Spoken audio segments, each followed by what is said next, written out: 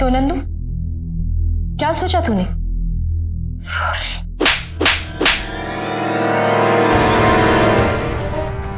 तारा, ठीक है?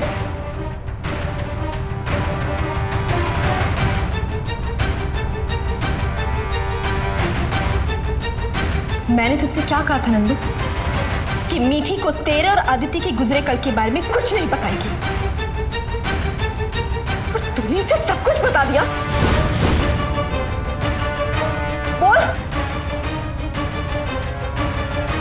बताया या नहीं?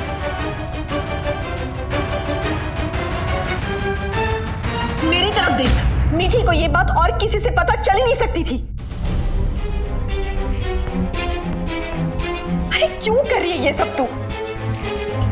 उनकी शादीशुदा जिंदगी क्यों बर्बाद करना चाहती है नंदू? अरे अभी उन दोनों के बीच सब कुछ ठीक होना शुरू हुआ था, उन्हें जाकर चिंगारी लगा दी।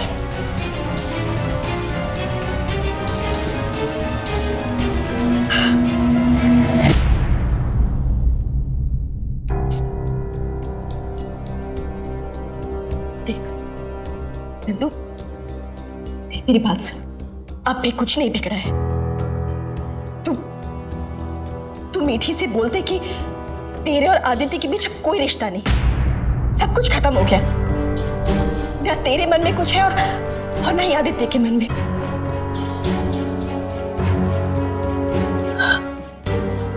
तूने तो कितने नाटक किए नंदू। एक छोटा सा झूठ ही बोलते उसकी जिंदगी सुधर जाएगी ना। मेरे लिए प्लीज।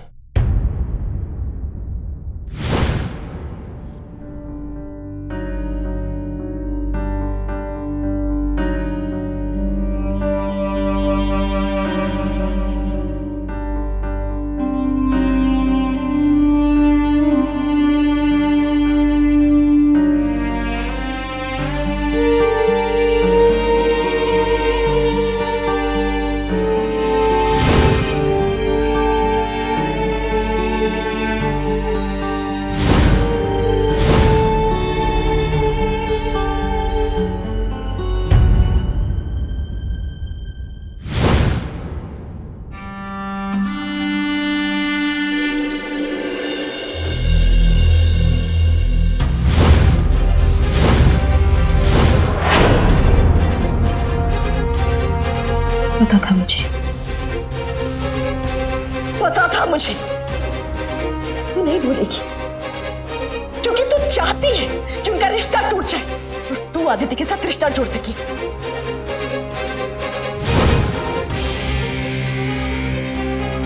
है ना?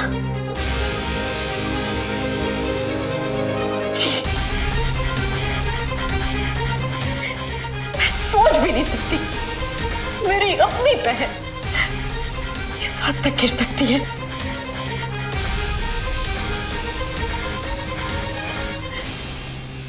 मैं कोशिश कर रही थी कि आदित्य और मीठी को पास ला सकूं ताकि मेरे ससुराल में खुशियां आ जाए। मुझे पता भी नहीं था कि मेरी ही बहन उन दोनों के बीच में दरारें पैदा कर रही है। एक बात कान खोलकर सुन ले नंदू, मैं तुझे आदित्य और मीठी का रिश्ता नहीं तोड़ने दूंगी। बहुत मुश्किल से उनके पीछे खुशी आई है।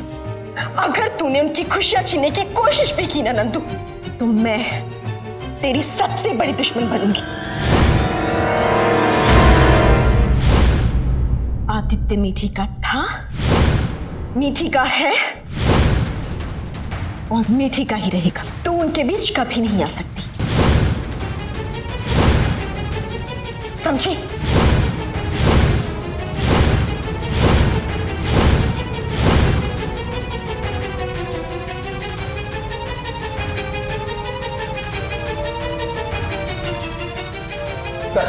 तारा,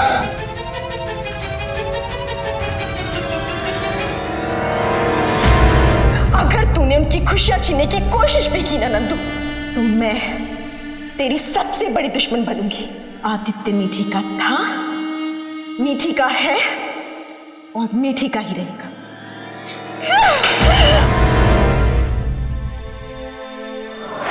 जानना चाहते हैं जेलर साहब कि हमारे बेटे को आइसोलेशन में क्यों डाल दिया गया? क्यों उसे सबसे अलग कालकोठरी में डाल दिया गया? डिसिप्लिन का इश्यू हो गया है शेखावत साहब। रूल है जेल का, अगर कोई कैदी जेल में लड़ाई दंगा करता है तो उसे अलग रखा जाता है। देखिए जेलर साहब, मेरा बेटा लड़ाई झगड़ा करने वालों में से नहीं है। आप प्लीज कुछ भी करके उसे नॉर्मल जेल में शिफ्ट करवाइए। सॉरी शेखावत साहब, आजकल सरकार डिसिप्लिन को लेकर बहुत ही स्ट्रिक्ट हो गई है। अगर मैंने उसे एक दिन के लिए भी नॉर्मल जेल में शिफ्ट करवा दूंगा तो मेरे ऊपर ही इंक्वायरी कमेटी लगा दी जाएगी। देखिए जेलर साहब, मैं सब आपको सोचेंगे मैंने आपसे घूस लिया है। अब उसे कुछ दिनों के लिए आइसोलेशन में ही रहना होगा। मैं चाहकर भी आपकी कोई हेल्प नहीं कर सकता।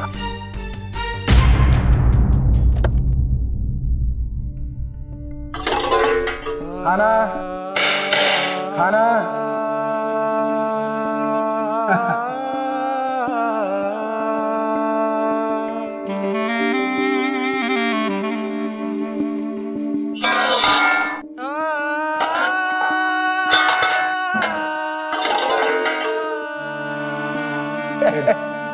ताली फेंक दी।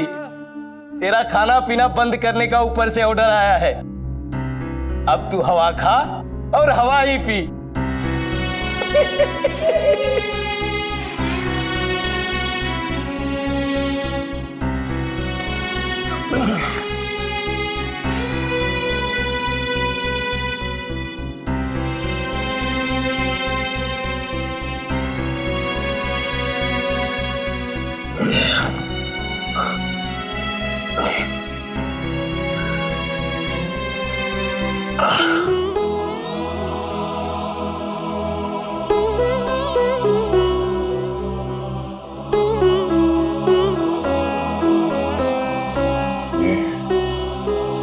ये क्या है? देखने में खाने जैसा लग रहा है कि नहीं?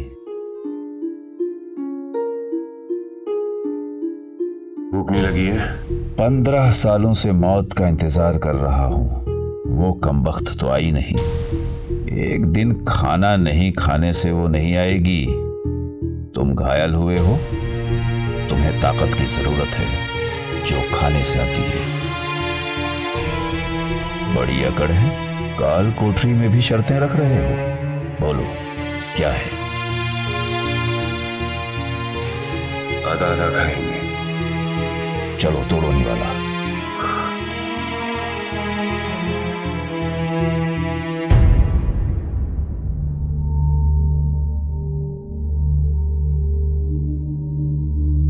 शाही दावत के लिए शुक्रिया।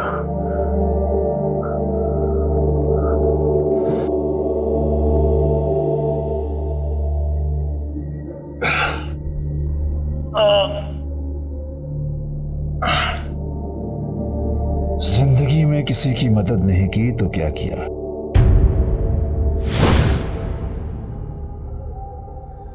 मेरी पत्नी भी ऐसा बोला करती है।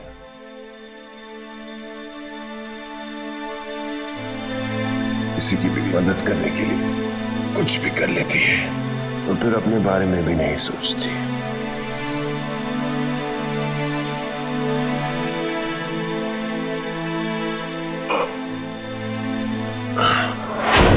रुक जा मीठी।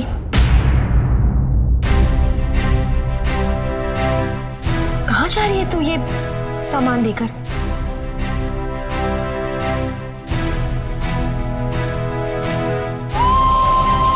पता नहीं, बस इस घर को और आदित्य को छोड़कर जा रही है। झूठ। तू आदित्य को छोड़कर नहीं, उसकी यादें अपने साथ लेकर जा रही। रिश्ते ऐसे नहीं टूटते मीठी। जब कोई रिश्ता है ही नहीं तारा, तो उसके टूटने ना टूटने का क्या सवाल है? ऐसे मत बोल, सब ठीक हो जाएगा। मैं खुद नंदू को थप्पड़ लगा कर आ रही हूँ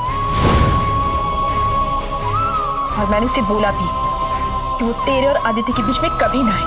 केवल नंदू को समझाने से क्या होगा तारा? ताली एक हाथ से तो नहीं बचती ना। आदि तो सुधरने से रहे, इसलिए मेरा यहाँ से चले जाना ही ठीक है। नहीं मीठी, प्लीज, किसी और की खातिर नहीं तो मेरी खातिर रुक जा। और वैसे भी मुझे आज सबको बहुत जरूरी बात बतानी है। एक ऐसी बात जो सबको हिला कर रख देगी। क्या तारा? अभी नहीं बता सकती, थोड़ी देर में। उस बात को सच साबित करने के लिए मुझे कुछ सबूत इकट्ठे करने हैं, जिसके लिए मुझे थोड़ा समय चाहिए। तो एक काम कर, प्लीज अपने कमरे में जा और थोड़ी देर में सबको हॉल में इकट्ठा करना, तब बताऊंगी, ठीक है?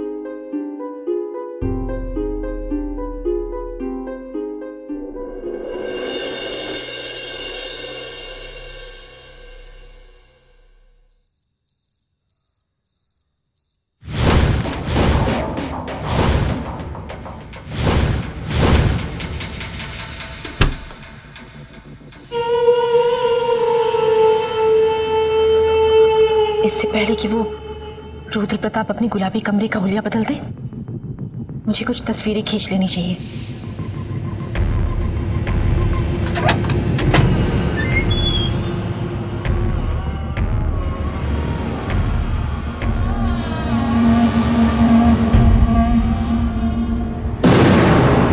हम सबको यहाँ क्यों बुलाया मिठी बहू?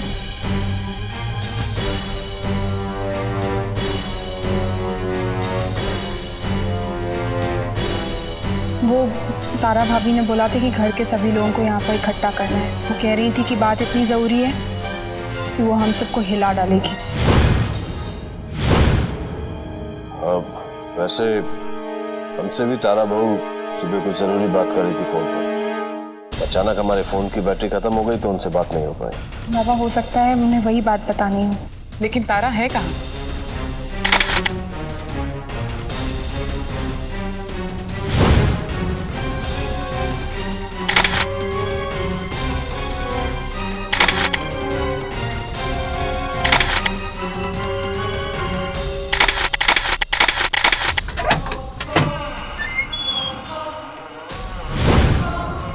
ये दरवाजा बंद कैसे हो रहा है?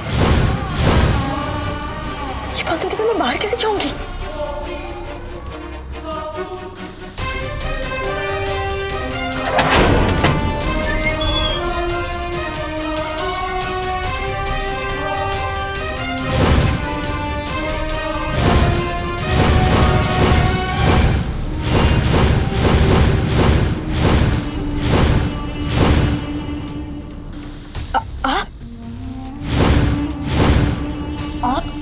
यहाँ? ये सवाल तो मैं तुमसे पूछना चाहता हूँ, तुम यहाँ तक कैसे पहुंची?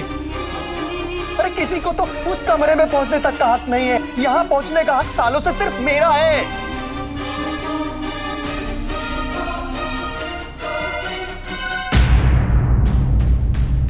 क्या कहा आपने? इस कमरे में आप आ सकते हैं, सिर्फ आप? इसका मतलब आपको कलावती के बारे में भी पता होगा? अल्लाह, चुप तारा, ये नाम कभी अपनी जुबान पर मत लाना। तुम्हें क्या पता है कलावती के बारे में? यही कि कलावती और रुद्र प्रताप एक ही इंसान है। बस। नहीं चुप रहूंगी मैं जानती हूं वो रुद्र प्रताप कलावती का एक मुखौटा है, पर आपको तो ये बात पता है ना? फिर आपने ये बात सबसे कैसे छुपाई? फहीम चाचा, आपने बाबा को भी ये बात नहीं बताई। अरे कितना विश्वास करते हैं बाबा आप पर, और आपने उनके साथ भी धोखा किया। या अल्लाह, तारा बहू, खुदा जानता है मैंने आज तक किसी को धोखा नहीं दिया। मैं बाबा का वफादार हूं, पर उतना ही वफादार मैं रुद्र प्रताप सरकार का भी हूं। मेरी कुछ मजबूरियां हैं, मैं तुम्हें नहीं बता सकता। मेरा वादा है उनसे कि उनका ये राज मरते दम तक किसी को नहीं बताऊंगा और ना किसी को जानने दूंगा। तुमने ये जो तस्वीरें खींची है ना, तुम्हें मिटाना होगा तारा। बिल्कुल नहीं, ये तस्वीरें उस कलावती की सच्चाई का सबूत है, और आज ये सबूत, ये सच्चाई मैं पूरे घर को बता कर रहूंगी। नहीं तारा बहू, क्या मिल जाएगा तुम्हें ये बताकर दुनिया को कि रुद्र प्रताप कलावती एक किन्नर है? किन्नर होना उसका कसूर नहीं है, कलावती का कसूर है उसके सारे गुनाह, जिसके बारे में पूरे घर को पता चलना चाहिए। और आज ये सच्चाई मैं पूरे घर को बताऊंगी फहीम चाचा। मैं नहीं बताने दूंगा तुम्हें तारा। पर मैं बता कर रहूंगी। लाइए ये मुझे दीजिए। बिल्कुल नहीं। देखिए तारा बहू, मुझे आपसे जबरदस्ती करनी पड़ेगी। दीजिए मुझे। छोड़िए फहीम चाचा, मुझे अरे दो मुझे। छोड़िए फहीम चाचा, क्या कर रहे हैं आप? छोड़िए।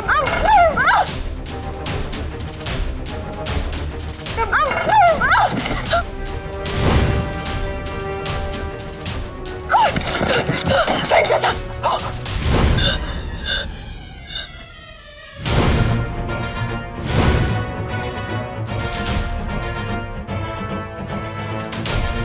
नहीं तारा नहीं। डरिए मत फहीम चाचा, तारा आपको चोट नहीं पहुंचा सकती। बहुत इज्जत करती है वो आपकी। ये चाकू तो आपके लिए है। हाँ फहीम चाचा, मैं आपका सामना नहीं कर सकती, पर आज मुझे ये सच्चाई बताने से दुनिया की कोई भी ताकत नहीं रोक सकती। और अगर आप मुझे रोकना चाहते हैं तो आपको मेरा खून बहाना होगा।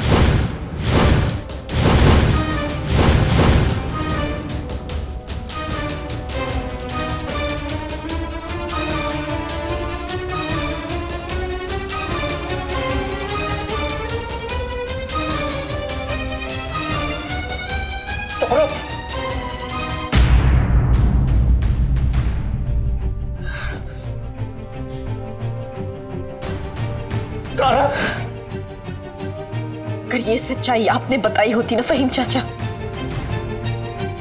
तो तारा के दिल में आपके लिए और भी इज्जत बढ़ जाती। पर अब ये काम मुझे ही करना पड़ेगा।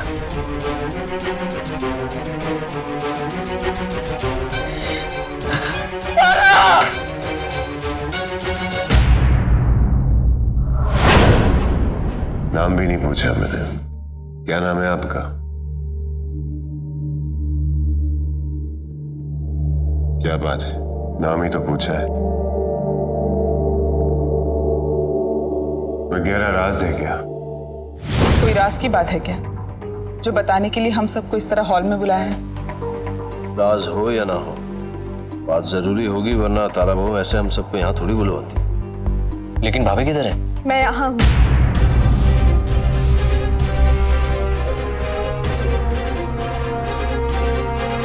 क्या बात है तारा बहू, जो आप हमें बताना चाहती हैं? एक राज बाबा। नहीं, कोई राज नहीं है मेरा नाम, पर मैंने ये सोच रखा है कि नाम जानकर क्या करोगे। मेरा नाम किशन हो, बंसी हो या रामलाल, पहचान तो मेरी सिर्फ यही रहेगी कि मैं एक कैदी हूं। कैदी तो मैं भी। जैसे आपने मुझे आशिक मियां का नाम ले दिया, मैं भी आपको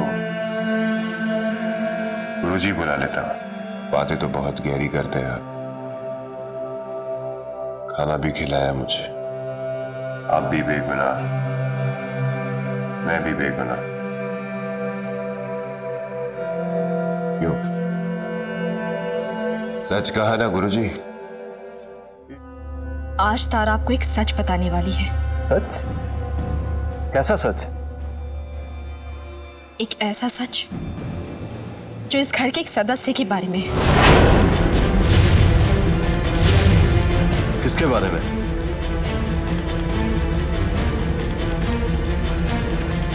बताइए बेटा।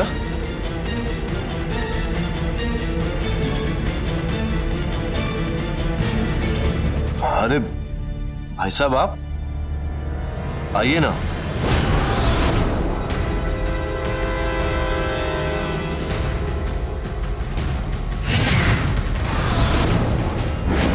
तारा हमारे परिवार के किसी सदस्य के राज के बारे में बताना चाहती है।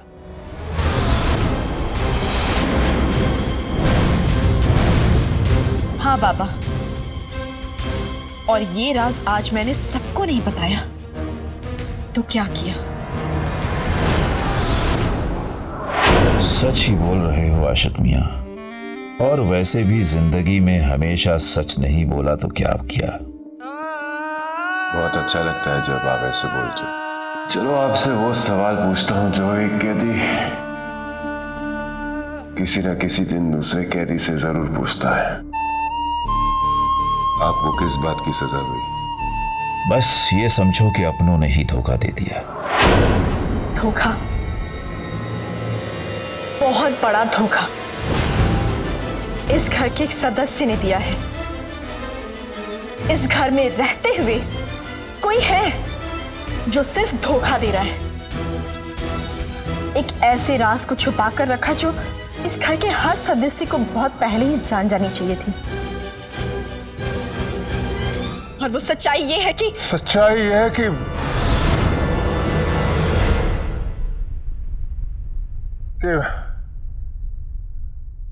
कि हम किसी को साथ लेकर आए।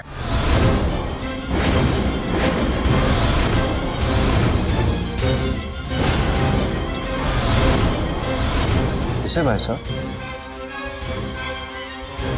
हम जानते हैं हमें ये बात सबको बता देनी चाहिए थी। ये राज सिर्फ अपने तक नहीं रखना चाहिए था, लेकिन हमें खुद नहीं पता था कि हम ऐसा करेंगे। लेकिन अब ऐसा कर लिया है तो सोचा सबको बता दें।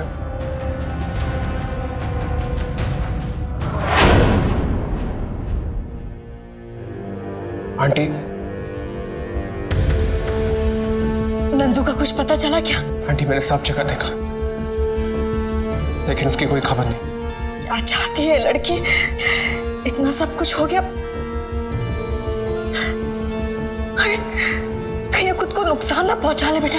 नहीं आंटी, हमारी नंदू खुद को चोट पहुंचाने जैसा कमजोर काम कभी नहीं कर सकती। वो बस अपने किए पे शर्मिंदा है। शायद इसी वजह से घर पे वापस आने से हिचकिचा रही है वो।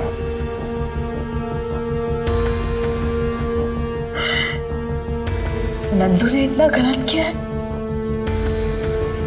फिर भी तू उसका साथ दे रहा है? आंटी, गलत होने पे तो हर कोई साथ छोड़ देता है, लेकिन अपने वही होते हैं जो उस गलती को सुधारने में उस इंसान की मदद करें। और मैं उसकी मदद करना चाहता हूं, मैं उसका साथ देना चाहता हूं, ताकि वो वापस गलत रास्ते पे ना चली जाए। आइए।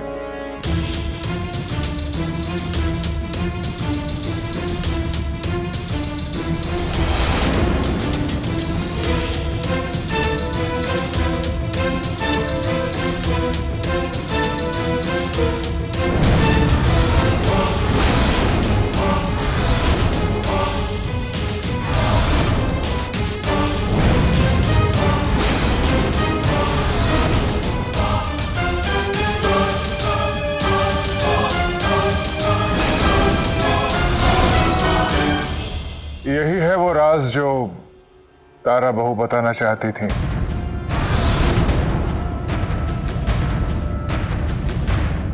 हमने शादी कर ली।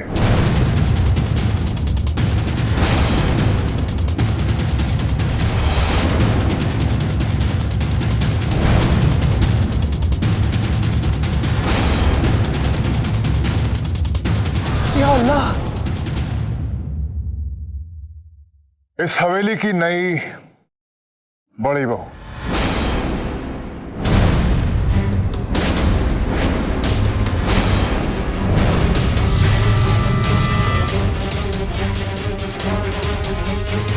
हम जानते हैं कि तुमने हमें मंदिर में देख लिया था और यही बात तुम सबको बताना चाहती थी। लेकिन जो बात हम खुद सबको बताना चाहते थे वो भला तुमको कैसे बताने देते? हमारी पत्नी।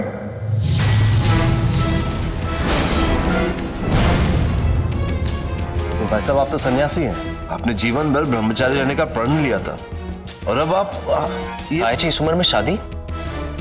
हम मानते हैं कि हमने ब्रह्मचर्य का प्रण लिया था। गृहस्थ जीवन हमारी कुंडली में लिखा था। हम इस घर के बड़े हैं। हमने भगवान को साक्षी मानकर ही विवाह किया है। नाराज हो सकता है, लेकिन धोखा नहीं। धोखा तो मैंने भी खाया है, और उस इंसान ने धोखा दिया है जिसके घर में सब इज्जत करते हैं, मेरे अपने ताया जी। आरती का थाल लेकर आओ मीठी बहू, अपनी जेठानी का स्वागत तो करें हम।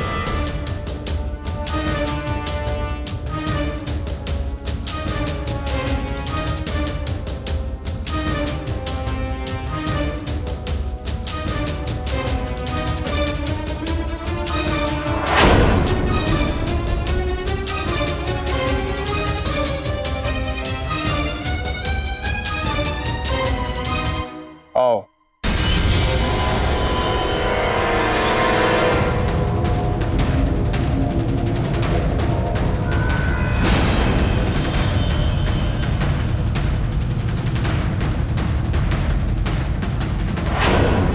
इतना प्यार करते हो तुम नंदू से?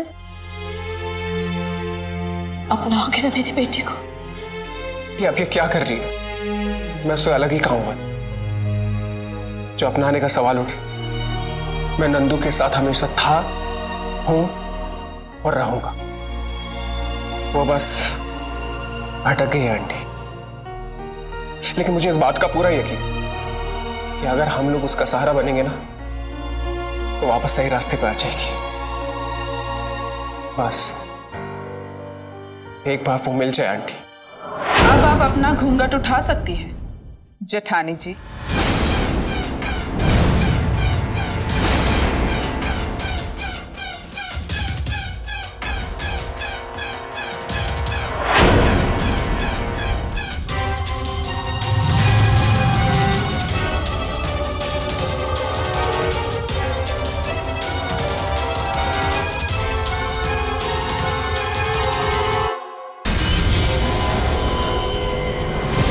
नंदू, नंदू?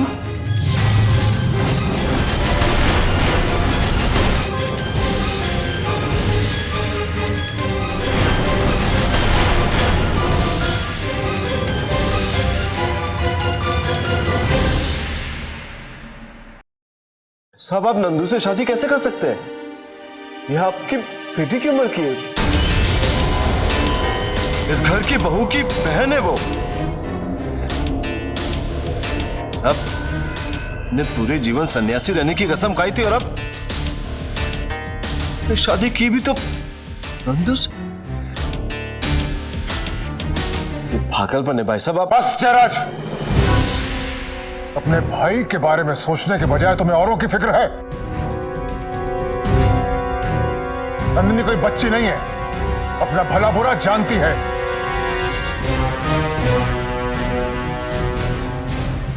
इसे शादी के लिए हमने मजबूर नहीं किया है। झूठ।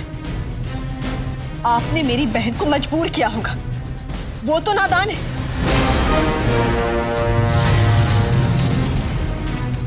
नंदू तू बता, क्यों की तूने इनसे शादी?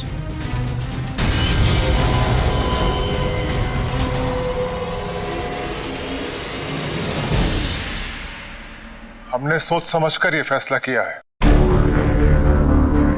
और हम दोनों इससे खुश हैं।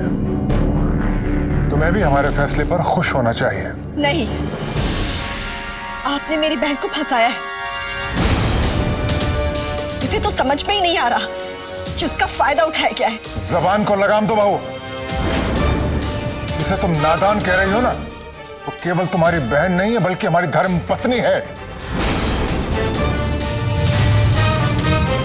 इस खानदान की बहू, इस हवेली की मालकिन।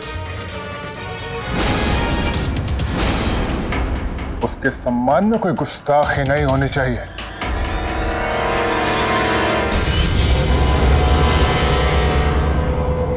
और जराश, तुम भी अपने संस्कार भूल गए। नंदिनी उम्र में तुमसे छोटी है, लेकिन रिश्ते में कहीं बड़ी है। आओ, आकर इसके पैर छू।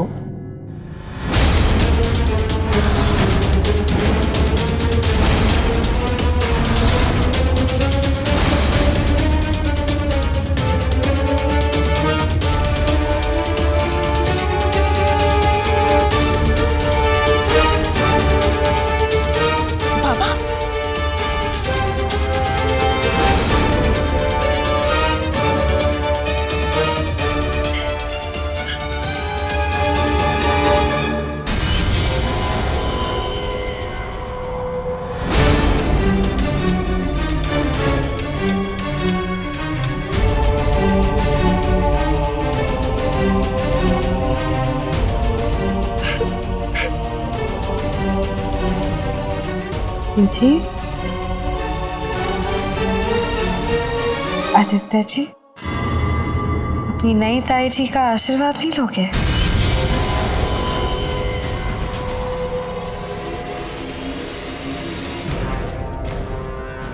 आदित्य, मीठी, आओ भाई, आशीर्वाद ले लो।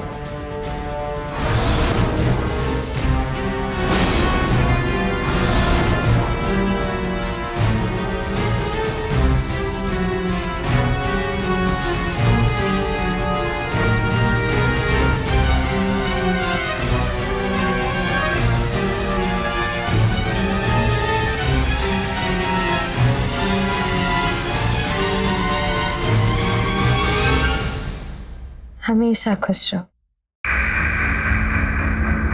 तुम्हें वो सारी खुशियां मिले जो मिलनी चाहिए। एक बेहतर बीवी भी।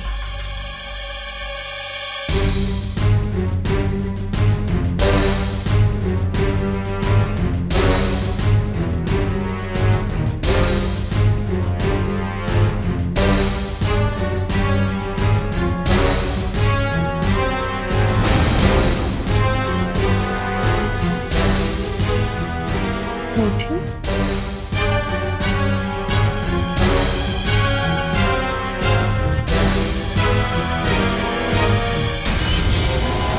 सदा सुहाग ना रहो।